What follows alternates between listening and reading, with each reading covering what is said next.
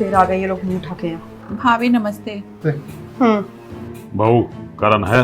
नहीं है यहाँ कोई भी। इशिका कॉल। अरे भाऊजी छोटी तुम आप बाहर क्यों खड़े? अंदर आइए ना।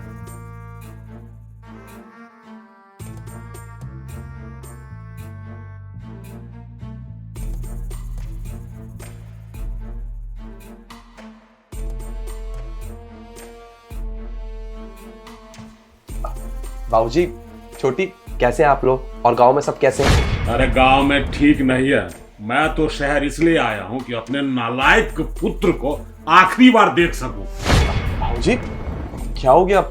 आप ऐसे गुस्सा क्यों कर रहे हैं? क्या हो गया पूछ रहा? अरे तेरी माँ भी इस दुनिया में नहीं रही। क्या बाबूजी ये क्या कह रहे हैं आप? माँ नहीं रही? बाबूजी इतनी बड़ी बात हो गई, आपने मुझे बताने में जरूरी समझा। और छोटी तू वैसे तू मुझे नहीं कॉल करती थी, इतनी बड़ी बात हो गई तूने मुझे बताया नहीं। क्या बताती मैं भैया आपको? आपको फुर्सत है कभी बात करने की? भाभी को कितने कॉल किया है मैंने, एक भी फोन का जवाब नहीं दिया आपने। भाभी को कॉल किए? मैं कुछ समझा नहीं। अरे समझेगा कैसे? जोरू का गुलाम जो हो गया है, पत्नी के इशारे पे नाचता है, वो जो कहती है वो करता है ना। अरे मैंने 1000 बार कॉल किया बहू को, मुझे बेटे से बात करा दे, उसकी माँ आखिरी सांस ले रही है, उसे घर आना है। लेकिन बहू तो पता नहीं बोलती थी कि तू बहुत काम करने लगा है आजकल। मतलब ऐसा कौन सा काम करने लगा है बेटा कि तेरे लिए माँ बाप की कोई अहमियत ही नहीं है?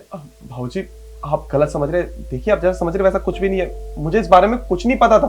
बाबूजी कुछ गलत नहीं समझ रहे हैं भैया, बल्कि बाबूजी ठीक कह रहे हैं। मैंने भाभी को कितनी बार कॉल किया, पर आपके पास टाइम है हमारे लिए? आप तो अपने परिवार को जैसे भूल ही गए हो। आप बात ही कहाँ करना चाहते हो हमसे? देख बेटा, एक माँ बाप जब बच्चे को पाल पोस के बड़ा करता है ना, उसे इतनी तो उम्मीद होती ही है कि बुढ़ापे में वो उसका सहारा बन जाएगा।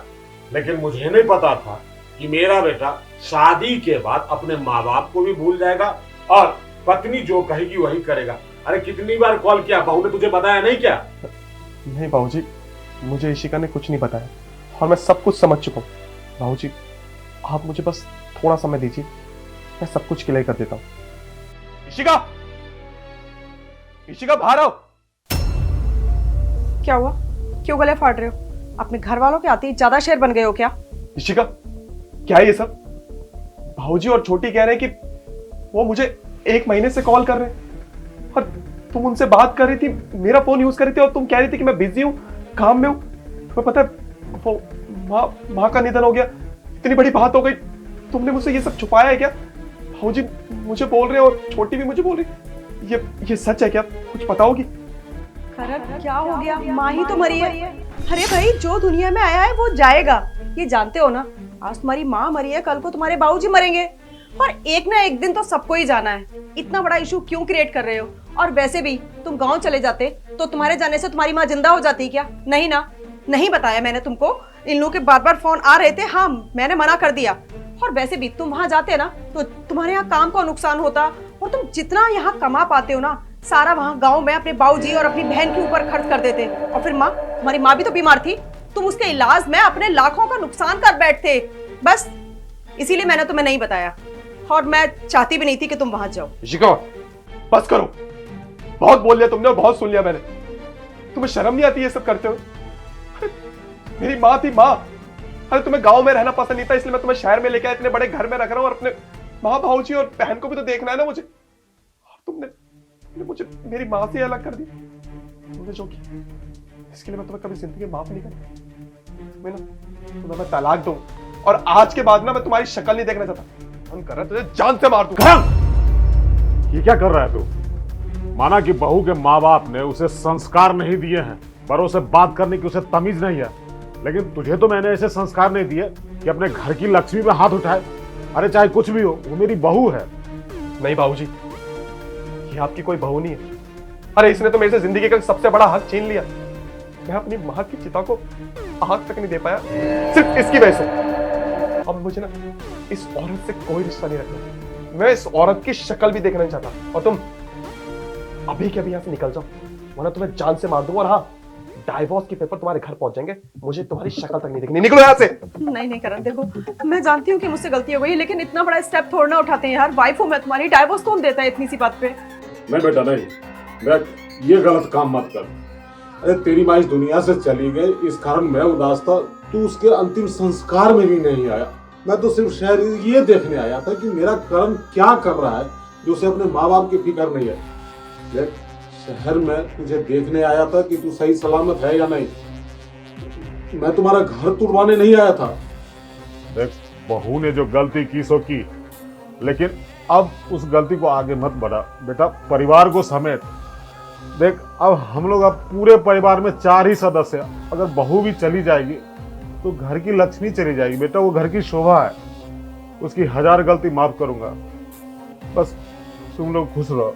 देखने आया था, देख लिया, अब यहाँ पे हम लोग 1 मिनट नहीं रुकेंगे। नहीं बाबूजी, आप और छोटी यहाँ से कहीं नहीं जाएंगे प्लीज। मैं अपनी सारी गलतियों के लिए आपसे माफी मांगती हूँ। मैं जानती हूँ कि मैं इस लायक नहीं हूँ कि मैं आपसे माफी मांग पाऊँ, क्योंकि मैंने बहुत बड़ा गुनाह कर दिया। एक बेटे से उसकी माँ की अंतिम यात्रा छीन ली, वो सारे हक छीन लिए जो करण के थे। मैं बहुत बुरी हूँ, लेकिन मैं प्रायश्चित करना चाहती हूँ बाबूजी। प्लीज़ आप और छोटी यहीं रुक जाइए, हो सके तो मुझे माफ़ कर दीजिए। छोटी तू भी मुझे माफ़ कर दे, और करण प्लीज़ आप भी मुझे माफ़ कर दीजिए ना। बाबूजी इशिका बिल्कुल ठीक कह रही है, आपको गांव जाने की कोई ज़रूरत नहीं। आज से आप हमारे साथ रहेंगे। बाबूजी माँ के साथ तो मैं बिल्कुल भी समय नहीं बिता पाया, और आपके साथ रह के आपकी सेवा करना चाहता हूँ, और ये हक आप मुझसे मत छीनना।